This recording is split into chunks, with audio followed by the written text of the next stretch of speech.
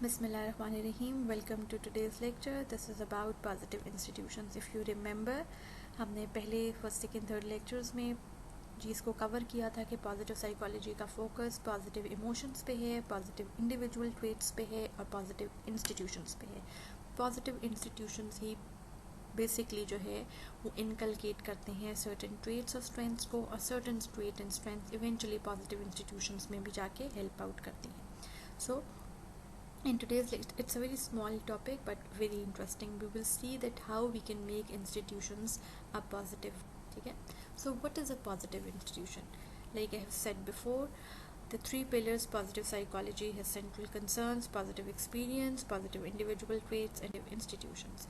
In the foundational paper introducing the field of positive psychology, Seligman called for the promotion of positive institutions, which they define as institutions that move individuals towards better citizenship, responsibility, nurturance, altruism, civility, moderation and tolerance.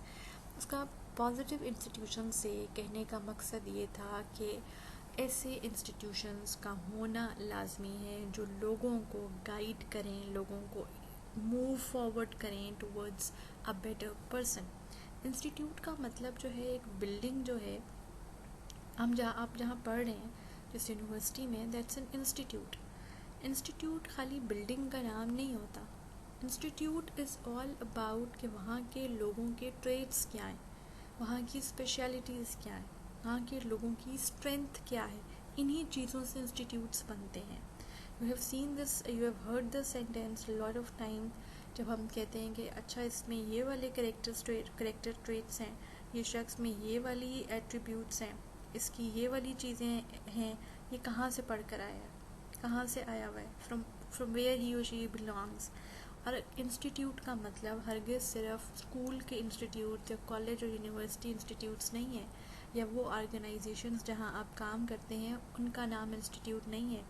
If you are aware of sociology, तो sociology में आपको पता होगा जब हम social institutions की बात करते हैं तो उसमें पहला institution that comes first is family institution. Your family is your first institution. अगर आप में सिविक सेंस नहीं है, you are not a good citizen, आप मॉडरेट नहीं है, आप में बर्दाश्त की कमी है, lot of time you will hear this sentence that from which family do you belong. आप कहाँ से आए हैं.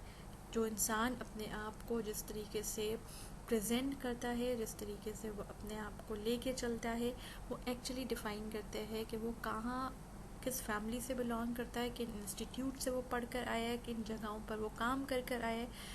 Each and every thing has been defined. और यही चीज़ें पॉजिटिव इंस्टीट्यूशंस में आती हैं कि हमें अपने इंस्टीट्यूट्स को, अपने फैमिली को, अपने स्कूल कॉलेज यूनिवर्सिटीज़ को, अपनी वर्क प्लेस को पॉजिटिव बनाने की ज़रूरत है.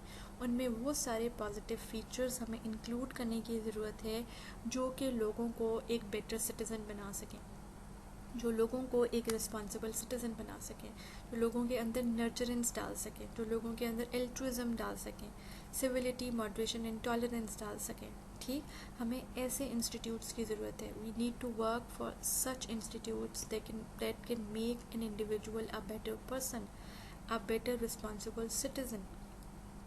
ठीक, हमने ये सारी वैल्यूज़, ये सारी चीज़ें उनके अंदर नर्चर करनी हैं. Family has to nurture altruism. Helping behaviour should be nurtured by family and by school and colleges. School से ही बच्चों की ट्रेनिंग होनी चाहिए. हम रिस्पॉन्सिबल बनाते हैं घर में भी, और स्कूल्स कॉलेज में टीचर्स का काम है that they make their students, they make their children as a responsible one.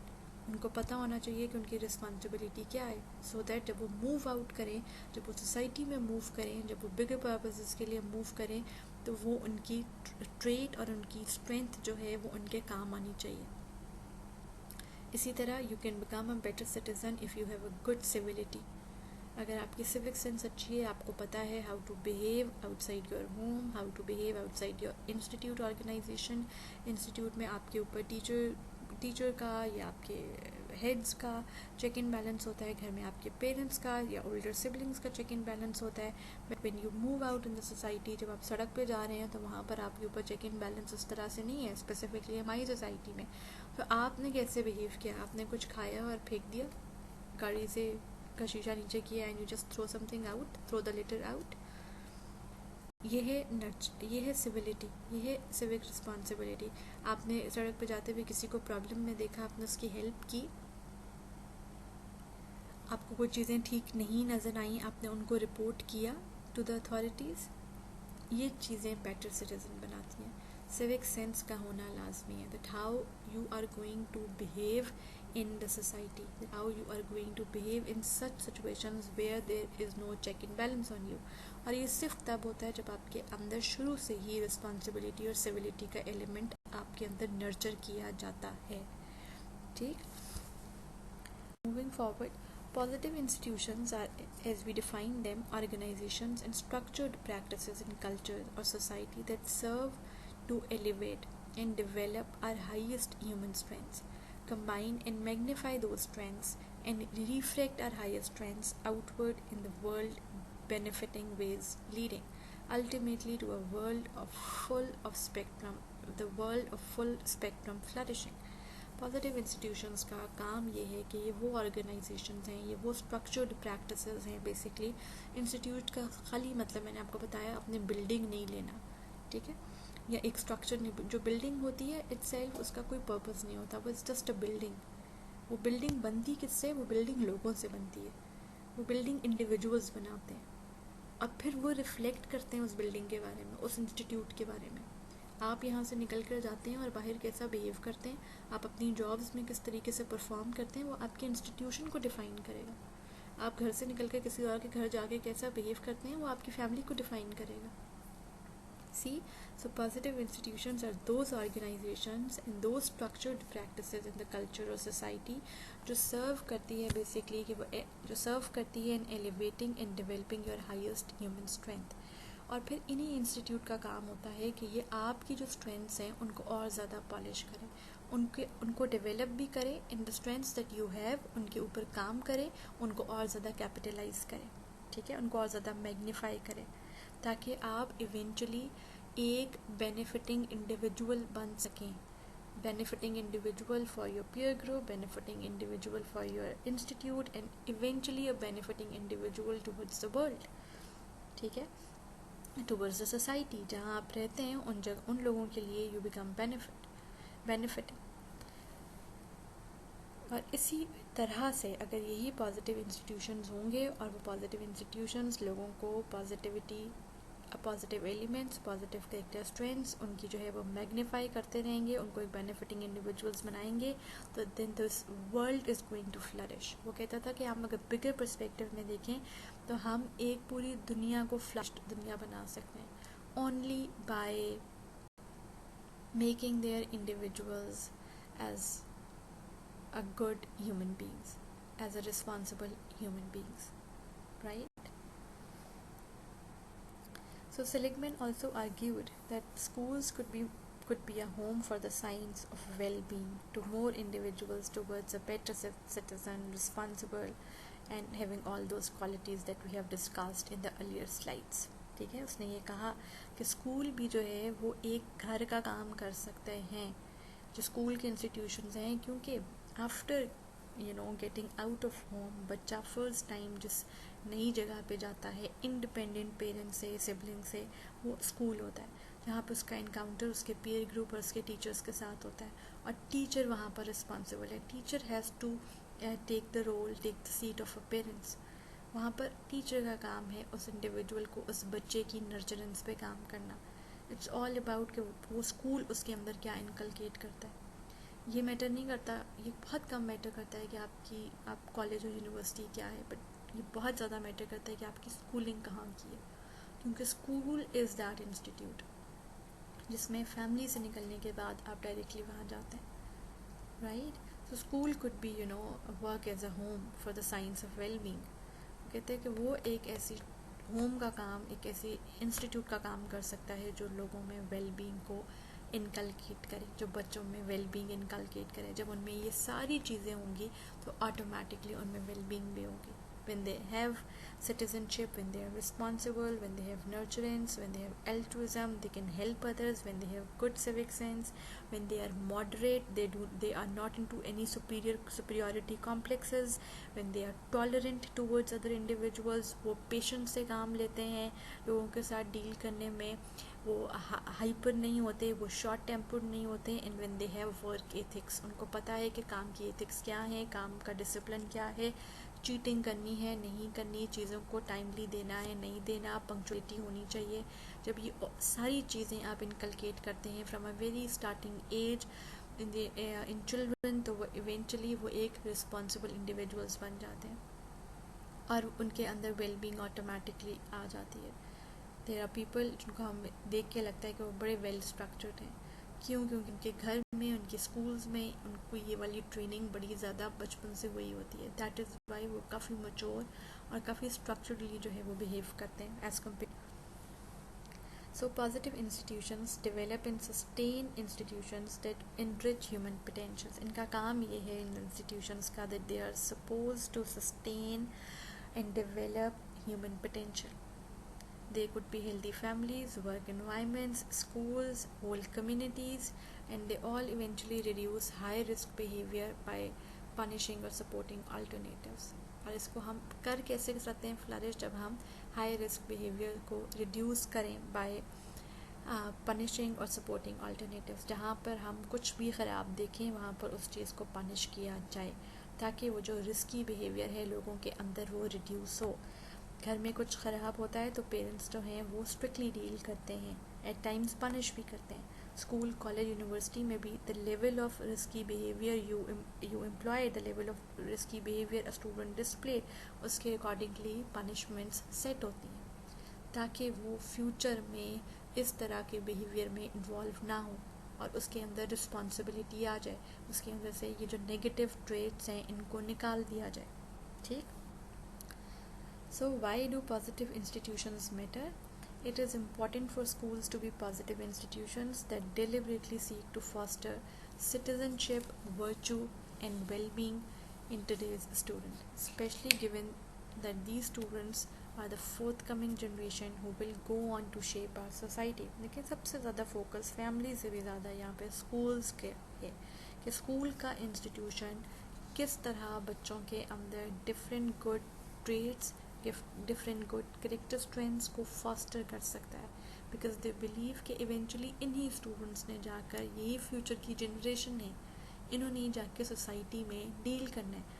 एक बच्चा जिसकी शुरू की ही ट्रेनिंग ख़राब होती है इन द एडल्ट एज, वो कितने ज़्यादा और प्रॉब्लम्स खुद भी फेस करता है और प्रॉब्लमेटिक होता भी है for their fellow being, right?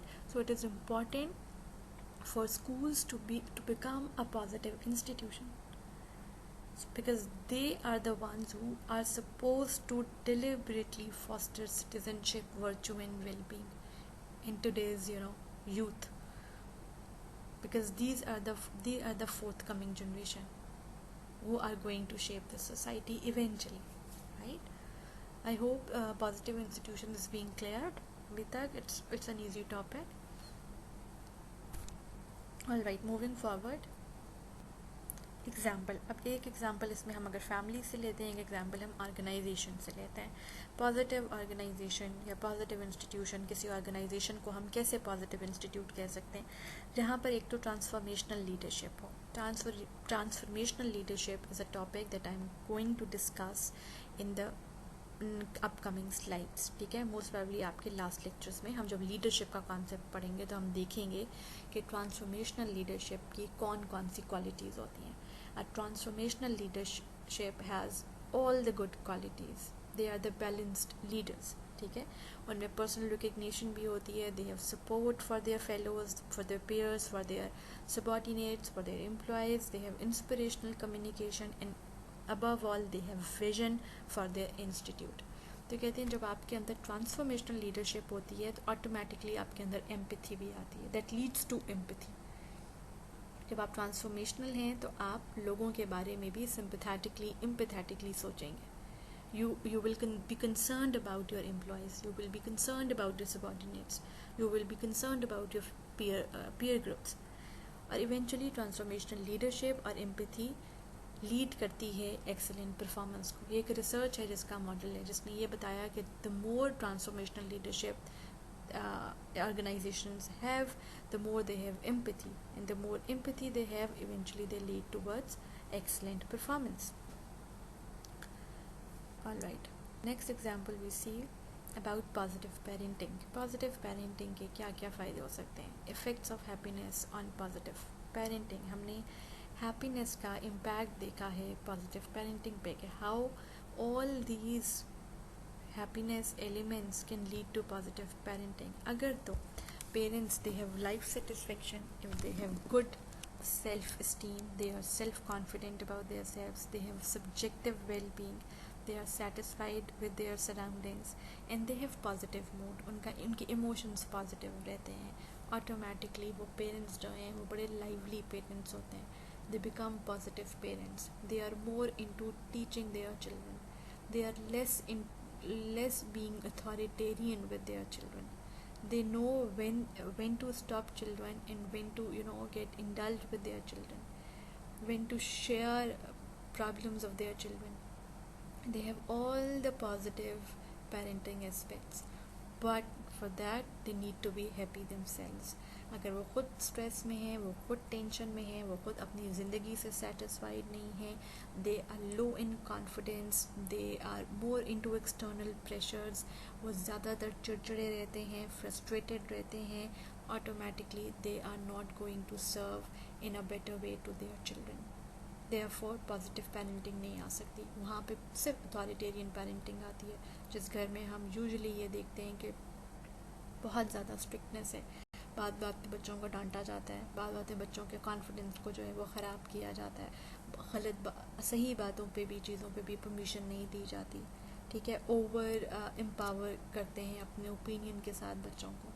ठीक है, ये वो पेरेंट्स होते हैं जो खुद शायद लाइफ में स्ट्रगल कर रहे होते हैं अपनी कुछ प्रॉब्लम्स के साथ.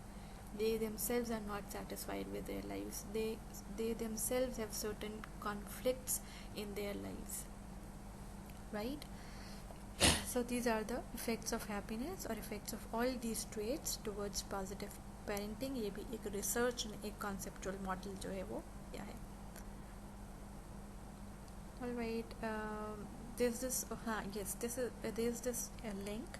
आप जो है वो पॉजिटिव इंस्टीट्यूशन के बारे में very small brief clip about positive institution. You can open up this hyperlink and watch this video carefully and then write a paragraph और to what you have understood. Positive institution के बारे में ही है teaching character in positive institution. एक is this teacher who is teaching, वो आप video and audio आप ऑन करें, उसके बाद आप उसको केयरफुली जो है देखें, समझें, और उसके बाद you have to write a paragraph और टू और एटलीस्ट अ 1 पेजर कि आपने उस वीडियो में से व्हाट यू हैव लर्नड और what you have understood from that video.